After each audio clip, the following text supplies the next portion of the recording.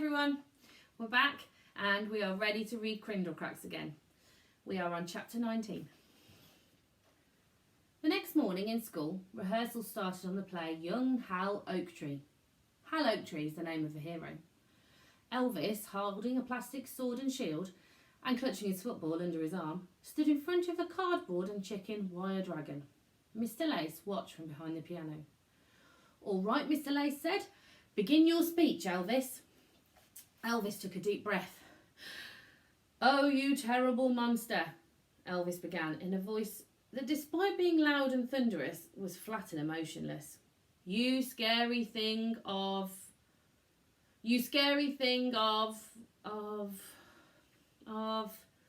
the... Elvis had forgotten his lines. "Dark?" prompted Mr. Lace. "Dark," Elvis exclaimed. "You scary thing of the dark. You will scare us. No. Elvis had forgotten his lines again. "No more?" Mr. Lace prompted. "No more," Elvis exclaimed. "You will scare us no more. I am not... Afraid?" Mr. Lace prompted. "Afraid," Elvis exclaimed. "I am not afraid. Elvis' voice trailed into silence. Mr. Lace came out from behind the piano. "Oh well," he said to Elvis. "You'll be all right once you've learned the lines, I suppose." Elvis put down his sword and shield and started bouncing the ball. "Badoing, badoing." "I'm going to be the best actor in the world," Elvis said. "Yes," Mr. Lace said, sucking a pencil. "The whole class think that, don't we all?" Everyone in the class said, "Yes, Mr. Lace." Everyone except Ruskin, that is. "Ruskin didn't say yes," Elvis said. Mr. Lace looked at Ruskin. "Oh, but I'm sure he meant to say yes," Mr. Lace said. "Didn't you say yes? Didn't you mean to say yes, Ruskin?" "No," Ruskin replied. "I didn't." "You didn't?" Mr. Lace said. "No," Ruskin said. "I think Elvis is the worst actor I've ever seen. He's just saying the words, but he's not feeling anything. I didn't believe a word of it." Silence. Mr. Lace stared at Ruskin. Elvis bounced the ball. Da-boing. "What's more," Ruskin continued, "he doesn't know how to hold a shield and sword properly." "Oh dear," Mr. Lace said. Da-boing. "And he doesn't know how to breathe properly," Ruskin continued. "Oh dear," said Mr. Lace. Elvis was trembling with anger now. Da-boing, da-boing. "And he doesn't speak properly," Ruskin said. The sound of the bouncing ball got louder and louder. Da-boing, da-boing. "And," Ruskin continued, "he wouldn't know good acting if it wore a taffeta dress and stood on a desk screaming, 'I'm good acting!' Da-boing." The ball bounced up to the ceiling, struck a light bulb and went straight through a window. Smash went the window. Elvis pointed at Ruskin and growled, "You're not going to get away with that, you silly little splinter. I'm going to smash your living room windows, your bathroom windows, your hallway windows. I'm even going to smash the glass in your silly glasses. I'm going to smash so much glass around you, you're not going to be able to walk without crunching." Now, said Mr. Lace, trying to calm Elvis down. "No need to get offensive." "Shakespeare!" Elvis snapped. Tears came into Mr. Lace's eyes. "Oh, that wondrous name," Mr. Lace said. "The bard of all time." "Shakespeare," said Elvis. Mr. Lace fell to his knees. "Oh, the joy of the thought," he said, wiping tears from his eyes. "The fountains of emotion contained in that single name." "Shakespeare, Shakespeare, Shakespeare," Elvis continued. Mr. Lace was lying on his back on the floor now, weeping so much his scarf became soggy with tears. "I'm going to get my football now," Elvis said, suddenly tired of tormenting Mr. Lace. Elvis left the classroom. After school, Ruskin helped Corky sweep up the broken glass from the school playground. "Before long," Corky said, "Lizard Street won't be called Lizard Street anymore. It'll be known as the Street of Broken Windows." Ruskin told Corky how Elvis had threatened to break his glasses as well as all his windows. "Are you scared, my boy?" Corky asked, sweeping the glass into a neat pile. "A little bit, Ruskin replied, brushing the glass into a bin bag. Well, there's nothing wrong with being scared, Corky said, picking up the bag. We all get scared sometimes. They took the bag over to the big metal bin and threw it inside. Come on, my boy, Corky said. Let's forget all about Elvis and his bad acting and his ball and his glass smashing threats. Let's go and see the film of Flick's Ritz. Would you like that? Oh, yes, please, Ruskin said, and we'll buy some biscuits on the way. So, they bought a pack of chocolate biscuits at Mrs. Warner's shop and went to the cinema. They sat in the front row. The cinema was dark and smelt of popcorn. The seats were covered with green velvet and there were bright green curtains in front of the screen. Corky opened the biscuits and offered one to Ruskin. I hope people don't talk during the film, Corky said. I think that's a terrible thing to do. The green curtains parted and the screen exploded with light. Ruskin tingled with excitement. He reached out for a biscuit. The film was called Henry V and was in black and white. It was very exciting. Ruskin loved the charging horses and the whooshing sound the arrows made as they flew through the air. Suddenly, Ruskin heard a noise.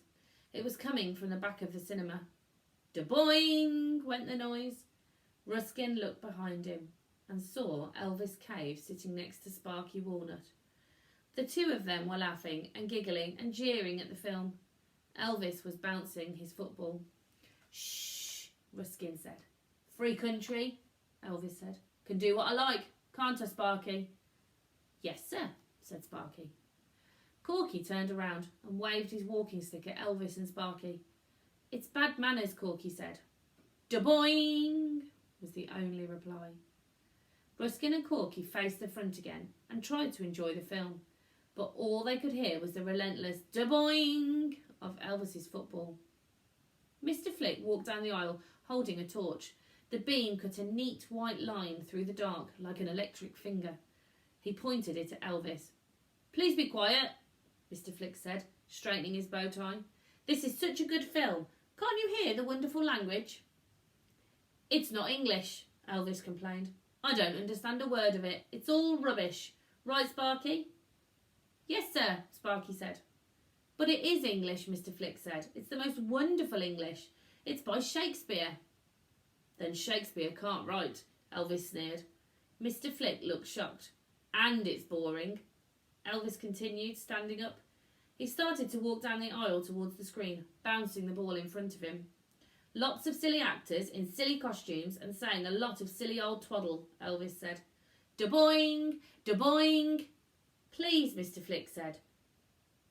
Is this what you call good acting? Elvis said, looking at Ruskin. Well, you're an idiot. I'm a better actor than all those silly idiots up there. And he bounced the ball as hard as he could. The ball shot into the air and ripped through the screen. A large black hole appeared where the actor's head should have been.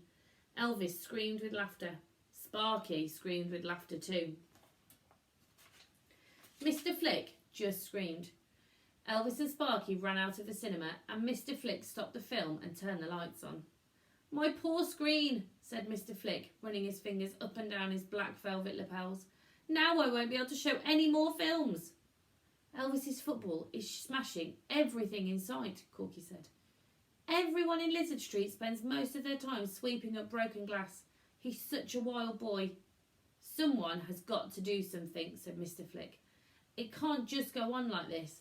Elvis is terrorising everyone, even his own mum and dad, and no one seems prepared to do anything. Come on, my boy, said Corky, putting his arm round Ruskin's shoulder. Let's go home. It was late evening now, and the sun was setting, turning the sky bright red and yellow, with a few glimmering stars visible. Corky, Ruskin said, are the actors in that film still alive? Some of them are, Corky replied, and some of them aren't. I want to live for always, Ruskin said. No one lives for always, Corky said. We just live for little whiles at a time. Corky stopped outside his front door and watched Ruskin walk the rest of the way home. Ruskin stood on the metal drain in front of his house. Ker-clunk went the drain. Ruskin turned to wave at Corky. A breeze blew down Wizard Street. Eek! went the pub sign. Corky waved back. Ka-clunk went the drain. Ruskin went indoors. His mum and dad were eating toast and watching television. Kiss, said Wendy. Ruskin kissed her cheek. Tea? Asked Wendy. Yes, please, replied Ruskin. Poached egg on toast. Yes, please. Later, after Wendy and Ruskin had gone to bed, Winston sat up drinking cans of lager. He was still sitting up and staring at the television set when all the programmes had gone off and there was nothing on the screen but a grey fuzz. Upstairs in his room, Ruskin, who had been reading, could hear the telly buzzing and fuzzing. He knew that his dad had got drunk, as this happened quite often, so he went downstairs. Come on, Dad, said Ruskin, shaking Winston. Time for bed. Usually this was all Ruskin had to do. Shake his dad, take the lager from his hand and say, time for bed. And Winston would obediently stand up, mutter, it's not my fault a few times, and go to his room. But tonight was different, because as Ruskin took the lager from his dad's hand, Winston said, the crocodile! Ruskin stared at his dad. Again, Winston said, the crocodile! Ruskin shook him. What crocodile, Dad?